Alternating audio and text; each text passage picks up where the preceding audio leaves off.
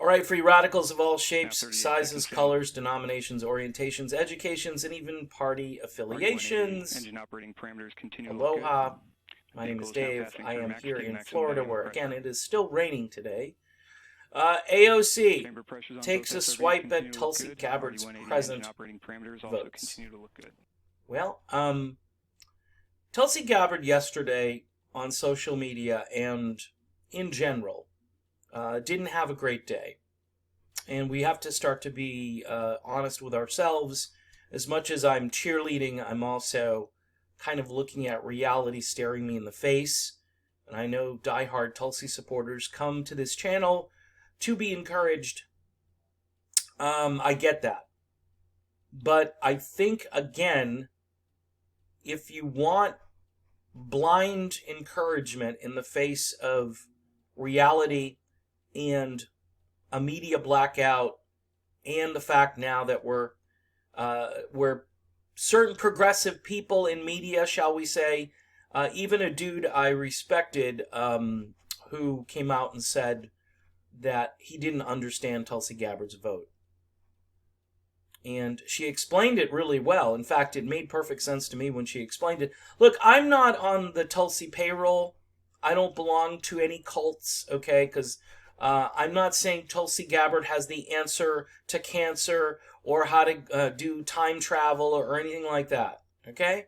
I like Tulsi Gabbard as a candidate. She is cut from different stock than anyone else in this field. She respects the entire country and not just those within this small sliver of the Democratic Party. By the way, Joe Biden's going to win this. Let's just be honest. Joe Biden is going to win this. I would be shocked if Biden didn't win. I know all of these progressive commentators who are running around talking about Sanders momentum, Sanders here, Sanders there. We'll see how it shakes out. You got firewalls out there for Biden. You've got Steyer and you got Bloomberg. That's what that is. It's a firewall for Biden because if Biden doesn't get over the hill on his own, trying to use a metaphor that is worthy, Steyer and Bloomberg will help him get over that because, you know, their campaigns, they're going to get people voting for them. Mike Bloomberg has a new ad, an ingenious ad where he has a sign at the end that says, "Dump Trump." I mean, Donald Trump, listen to me. This, again, I'm truth bombs in this video. Donald Trump is not the biggest threat that this country has ever had. He's just not. He's not the biggest threat. He's a threat to the establishment because he doesn't go along with their crap. And guess what has happened? All these establishment people have come in and they've said, okay, we're going to take this back from Trump. Our campaign message is we need to take it back from Trump. AOC joins in because this is, I mean, it's almost a form, again, people say Trump derangement syndrome, but it is a psychological issue. I mean, all the time you guys have wasted going after Trump, and you give him his judges, you give him the military budget. Okay, we're doing continuing resolutions, it seems like, every other day to keep the government open. Our country still doesn't have a budget. We still don't have a budget. We just keep doing continuing resolutions. There's something deeply flawed and wrong with this premise. We're spending $4 billion a month on one military theater right now alone. Doesn't include all the other military spending we're doing all over the world. Now let me get to this tweet. I'm off on many tangents, but the crux of this video is that Tulsi Gabbard did not have a good day yesterday. And honestly, and I'm being just, yeah, am I sort of biased? Yeah, but this is not Tulsi Gabbard's fault. Tulsi Gabbard shows up as a good American, a decent human being, and everybody else around her is just freaking out. And this is, by the way, this is the holiday season. was it Hanukkah starts on Sunday, right? And then you got Christmas coming up, and New Year's, and all the other holidays people celebrate within there, Kwanzaa and so forth. Just incredible how just mean-spirited everything is right now. So here it is, Rep. Cortez, AOC, I'm supposed to say Alexandria Ocasio-Cortez, criticized Tulsi Gabbard, a fellow Democrat, for voting present. And by the way, so did this guy Jordan Chariton, who I've given props to many times. Does good work on the whole Flint water crisis, breaks down polls really well. I think, the dude definitely has his own thing going on over there, but his tweet was just ridiculous.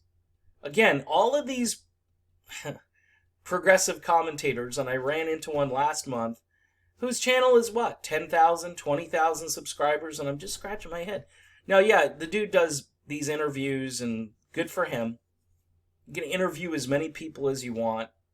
It's not going to change the way... I could do interviews. I could beg for interviews. Nobody wants to talk to me because I'm not playing anyone's game. I'm just here doing these videos, and if they work, great. If they don't work, oh well, so be it. It's kind of like my Tulsi Gabbard attitude. So anyway, Gabbard, the Hawaii Democrat and presidential hopeful, surprised Ocasio-Cortez when she chose not to take a side. Well, you see, AOC, here's the problem. AOC is a rock star, okay? She won the popularity. She won the Miss Congeniality. She did the dance-off on the roof. I've seen the video. It's highly disturbing. But anyway, she does little cooking videos from her kitchen. This is the highest paying job she's ever had. Just throwing it out there. She's not volunteered to serve her country in the military. She was a bartender. And again, I'm not bashing on bartenders. I'm telling you that you need perspective. This is all about hating on Trump. Hating Trump so much that you can't function. Hating on Trump so much that you're doing CRs instead of voting on a budget. I mean, honestly, again, fiscal responsibility on the right, people talk about it all the time. It's out the window. No one's doing fiscal responsibility because they know we have to keep printing money, we have to keep funding the military-industrial complex, and we can't sit down to hammer out any kind of budget. Today was very consequential, she goes on to say, and to not take a stand one way or another on a day of such great consequence in this country, I think is quite difficult. No, it's called brave. It's called brave. Both sides on this are wrong, and Gabbard was making that point. And again, we are sent to lead. And the parrots in the progressive movement, we are sent here to lead. That's not leadership. Leadership is to vote yes or no. No, her vote was perfect. I've explained this in other videos, why she would vote this way. She explained it in a way yesterday. She said, she did a little video and she started it off by saying, here's the deal. And I did a video about that video.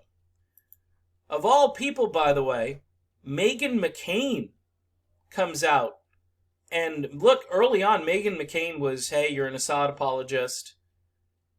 And McCain says something very positive. Said that it took balls of steel. I'm trying to find the quote here. Yep, has balls of steel for voting present on impeachment.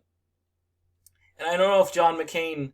See, I think John McCain, if he were here, and he obviously is a senator, again, I'm not extolling the virtues of John McCain, who is probably the greatest warmonger to ever live. But I will say this, is that I think he would respect the process and look at it. He might be one of those rogue people that vote against Trump just because he doesn't like Trump. But his daughter here understands that, she says, I actually think Tulsi Gabbard has absolute balls of steel to vote present because that's what I would have done if I were her as well. Because number one, a vote for impeachment is stupid, and a vote against it is saying that he didn't do anything wrong whatsoever. And I think that's the message that Tulsi was trying to send. And then, obviously, you had last night, too, you had a debate, and Tulsi Gabbard wasn't there. So I just want to be clear, this wasn't a great day yesterday for Tulsi Gabbard. The reason she wasn't there is because the DNC has arbitrary standards. Cory Booker is now all outraged, and it's funny, the media is taking up Cory Booker's cause, but Tulsi Gabbard has been talking about this for like 6 or 8 months or so. Yeah, it's Tulsi Gabbard. She's on the fringe. But Cory Booker, well, we'd love to see Cory Booker up on that stage. Not Tulsi Gabbard. Look, folks, the theme to this channel, eventually, the pivot that this channel will do is we're going to start to examine why, on almost every video, why we need a way around this mess. These progressives are all turning into Bernie neo-progressives. Bernie isn't a progressive on all issues. We think Bernie is like the measurement of purity, right? Go watch Jimmy Dore yesterday. Just slash and burn, pun intended maybe, on Bernie Sanders. It was not pretty for Bernie fans. And a lot of it has to do with the fact that it's not that he's just great on domestic policy and he doesn't talk that much about foreign policy. With Bernie, you get the sense that he's in on the whole Russiagate thing, and it's his rhetoric. It's what he talks about. You know, Jimmy Dore made a point of saying to your audience every day that Donald Trump is the most corrupt president in history. Number one, it's not true. I would say probably George W. Bush, because of his actions. His actions, not because he made some phone call to someone. And, you know, this is how we're now measuring corruption. We're not measuring corruption by how big the military budget is and where that money goes. We're not measuring corruption by all the money in politics. We don't measure corruption that way. We measure corruption because Trump, okay, let's be honest, Trump had no idea that he was going to be the president of the United States. And it's because Hillary Clinton ran such a horrible campaign, just a ridiculous campaign. And Trump ends up winning because she's such a bad candidate. Now he's got to figure out how to run the country. And he's got no clue. I'm going to say that right off the top. I voted for Trump because I wanted to blow the thing up. I should have voted for Jill Stein. In hindsight, if I had that vote back, I would vote for Jill Stein. Jill Stein wasn't going to be the president, unfortunately, but it would have made me feel like I did something honorable. However, a lot of Trump fans out there are just flabbergasted at how this has all gone down. And Tulsi Gabbard, her point here was to say, look, none of these things are good. It's not like she took the easy, I've heard this before, well, she took the easy way out. No, she took the proper way out. She explained it.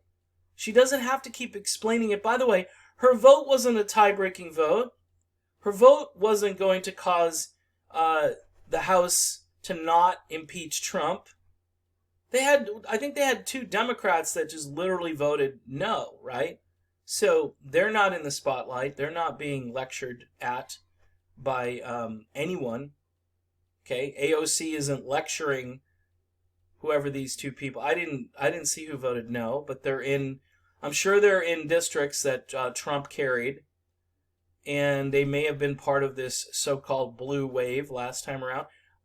It doesn't matter. It doesn't matter. The whole thing, people, comes down to just the reality that we're watching unfold, which is a bunch of neoliberals and neo-progressives that care more about this crap than they care about They say they talk a good game about healthcare or jobs or the environment.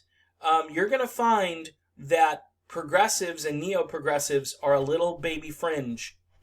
They're a little baby fringe. Yeah, they have big sway in this party, but they're not doing any swaying. They're not doing any convincing. They're going along with neoliberals on just ridiculous rabbit trails that are going nowhere. The Senate is not going to have a trial where they convict Donald Trump of high crimes and misdemeanors.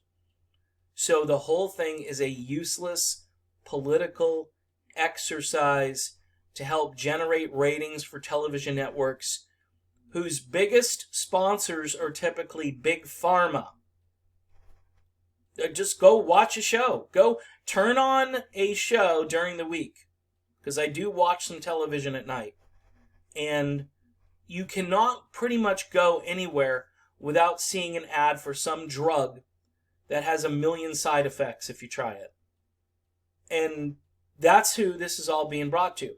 So these people indirectly are supporting all these networks like CNN and MSNBC, who do nightly soap operas on Trump and how evil he is, and how, again, I am starting to feel a little sympathy again toward Donald Trump. I'm not voting for him, but it's almost as if, and by the way, this is, how do you think his supporters are feeling today? They're feeling like, hey, this guy has just been attacked since he got into office, and he has been. He's been attacked since he got in. They had recounts going. You could go through the list of things. The Electoral College is going to, remember that it was supposed to defect, and we had one guy up in Maine, I think, defect. The Electoral College, will they, this was the big story. Well, it's weird, and I get it. There are people that want to abolish the Electoral College. Well, we don't like these rules because Trump won, so we're gonna fix that. So this doesn't ever happen again. So you get screwed up representation, and you'll just campaign in big cities on the coasts. So California will decide what the country wants, pretty much. Awesome. I think the Electoral College should stay, because eventually there will be a candidate that can appeal to both, the urban markets and the rural places. There'll be one someday. Not in this lifetime, maybe, but someday there'll be one. So, yeah, Tulsi Gabbard didn't have a good day yesterday, mainly because the world in itself is like tilting a little this way on its axis, and the things that people care about, and this soap opera, this thing that we're seeing in Washington, D.C., continuing resolutions, voting for everything Trump wanted in the military budget. And yet, on the outside, rather than on the inside, but on the outside, it's all about celebrity. It's all, who cares about what Ocasio-Cortez says? Who cares? Look, she stiffed a lot of jobs out of her district because she didn't want Amazon in there. And I'm no big fan of Amazon. Amazon needs to be reformed. They need to pay taxes. But this person, they're not. Everybody says, oh, she's a genius. She's a rock star. She's not. She's a bartender. All right? And she's, she looks good on camera. And she talks it up, and she's popular with the young people. Blah, blah, blah, blah, blah. We need someone who can appeal to all people, and not just narrow demographics. And I'm finding that the progressive movement has really, their anger at Trump, for the most part, is preventing them from getting people to listen to their message. And this is a problem throughout politics, across the board, that nobody wants to listen to somebody who's constantly bashing someone else and talking negative. One of the squad yesterday, what it was, Rahib, or whatever her name is, she's walking through the halls of Congress, smiling, giddy like a teenager going to the senior prom, saying that she's about to cast her vote for impeachment. And she's giggling, and she's smiling. I'm sorry. this is supposed to be a solemn, serious moment in history. You don't take this stuff lightly. You're not goofy about it.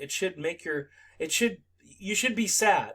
And that's the proper response. Tulsi Gabbard, that was the proper response. Impeachment isn't a giddy high school prom, okay? Because from day one, your objective apparently was to impeach the MFer, if you remember that. All right. Impeaching Donald Trump, how does that help the working class? Oh, and by the way, you get Mike Pence if you were successful. Your goal, see, they're not afraid of Mike Pence because they know it's not gonna fly in the Senate. You would be terrified of Mike Pence. Neoliberals would love Mike Pence on foreign policy, though. They wouldn't like his rhetoric about God and, Christianity and the Bible and so forth, but they would love his foreign policy. The two Mikes, Pence and Pompeo, they'd be going out there on a tour of the world, carving it up, seeing where we could invade next. Trump, on the other hand, whether you like him or not, he seems to want to be restrained in this area. And he's not 100% successful. He might be like 5 or 10% successful, but guess what? There's nobody else on the scene. Even Bernie Sanders, I don't trust to actually get us out of these conflicts. Tulsi Gabbard is the only one. She's the only one. And that's why they'll do anything. The smears, they just never stop. And then you're getting people in the progressive media now. Oh, I don't know, Tulsi, I don't know why she said that. I don't know, leadership, yes or no, it was leadership. Yeah, okay. No is leadership to some degree, but I think present says, you know what, I just trolled everybody. I don't have to play your game. I don't want to play your game anymore. You're giving me a false choice. That's why she voted present. Because the choice was either impeach Trump or not impeach Trump. It should have been censure. It should have been reprimand. It should have been, let's look at this example and make it a teachable moment for the country. All right? Her censure, by the way, if you read it, includes all the war crime stuff. Remember I told you about this? Her censure is brilliant. But guess what? They don't want you to see her censure because the censure means that everybody else who's been president for the last, 50 years is going to have to own up to the things that they've done without congressional oversight, without a vote. So it's far more, the censure is far more devastating. It has so much more meat on the bone than, there was a phone call to Ukraine and we're going to hold back, Trident missiles or something. What was the thing? We weren't going to give them weaponry? Really? We have to have our foreign policy wide open. Raytheon's going to be upset if we, don't fulfill that contract. Are you serious? Is this how we're running the country right now? And we're going to impeach a guy because he was using a little bit of leverage. And that can't even really be proven by the phone call. Because the Ukrainians don't even think that. They don't think anything of that. They just think, it was a phone call. We talked a little while. He asked about what happened over here with Hunter Biden and Joe Biden. I am just trying to take out my political opponent. Look, if what I think is going to happen happens where Biden is the nominee, okay, it's going to be Biden against Trump because this is what the establishment wants. And they think Biden will solve their problems even though he can't get through a sentence. Good, because you're gonna get the presidential race that you deserve. And I will be looking and scouring the countryside for a third-party candidate. I will be begging Tulsi Gabbard, even though she said she won't do it. I'll be like, please, Tulsi. I'll do videos begging, please, Tulsi. Run as a Green Party. Run as an independent. Please, Tulsi. Because that's all we got left. We need to keep some of our integrity intact. And Trump will win. Trump will beat Biden, most likely. Trump's going to have all this sympathy. And by the way, this strategy of holding the articles and not presenting them to the Senate, It doesn't help anybody. You know, here's why they're not doing it. Here's why Pelosi's holding on to it. Because Mitch McConnell's going to go over there and he's going to talk about the real issues. He's going to bring witnesses. He's going to have actual people talking about what happened and what didn't happen. And instead of the media doing this circus in the House and listening to what they've got to say, instead of the media doing that, they're going to have to cover the Senate trial. And the Senate trial is not going to make the whole Biden thing look good, and it's not going to make the situation look like it's anything, because it's not. So that's one reason why they don't want it to go over to the Senate. That and the fact that it'll keep both Warren and Bernie off the campaign trail. Unintended consequences. Whoops. Yeah, impeach at Christmas time. It's kind of like putting Hillary in a debate on Sunday night. These people they don't have a clue. You know, after the Florida primary is done, I'll never be a Democrat again in my life. I'm embarrassed to be registered as one right now. Absolutely embarrassed. I'd honestly rather be a Republican, but I'm not going to be either. Okay?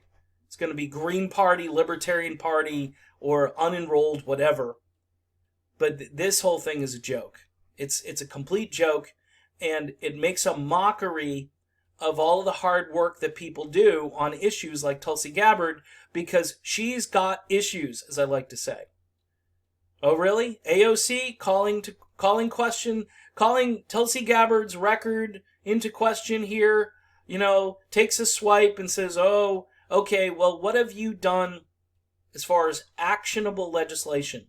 Not things on a chalkboard, theoretical things, non-binding agreements and resolutions.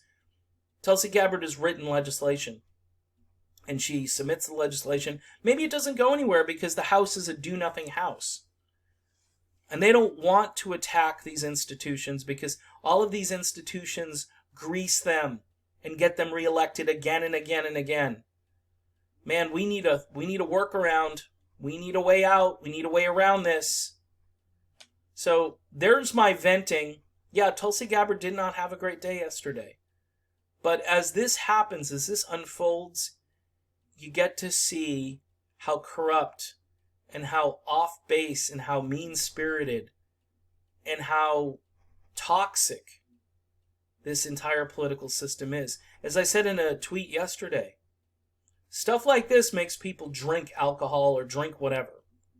And you could say to yourself, well, what difference does it make if I support the best candidate that's come along in 50 years? What difference does it make? Because they're shutting it down. AOC, Jordan Chariton, man, I know, well, you know, I don't have to agree with everything that Tulsi does, and just because, and this will be the rhetoric I'll hear, oh, you know, just because I said one thing doesn't mean I don't like Tulsi anymore. It just, you know what, dude? Yeah, we get it. You like Bernie. Go hang out with Bernie, who's going to lose, who's going to get his butt handed to him. If he doesn't get his butt handed to him, once they get to the convention, all the delegates from Bloomberg and Steyer and Klobuchar, who had a great debate supposedly last night, they're all going to go over to Joe Biden. Because we have to defeat Trump. And all of this cheerleading you've done, and all of this worrying you've done, and all this polling you've done, and all this Bernie hysteria you've tried to make everybody just think Bernie is the second coming. Well, guess what? Bernie is a very flawed candidate. Very, very flawed. More flawed than I was willing to admit early on. And this is why a lot of people, when I've done Bernie videos, pro-Bernie videos on this channel, nobody watches them. They don't watch them. They don't want to know. They want to know about Tulsi, and they want to know about corruption, and maybe they're interested in the third way or something. I don't know. But I'm done. I'm done worrying about Bernie Sanders. And look, I'm just one vote, one voice. You can make your own decision. All right, I'm done with this video. Way too long. And it may not have made a lot of sense to everybody, but this is what's in my brain, and it's hard for me to sleep. So now you know the rest of the story, as Paul Harvey used to say. See you later.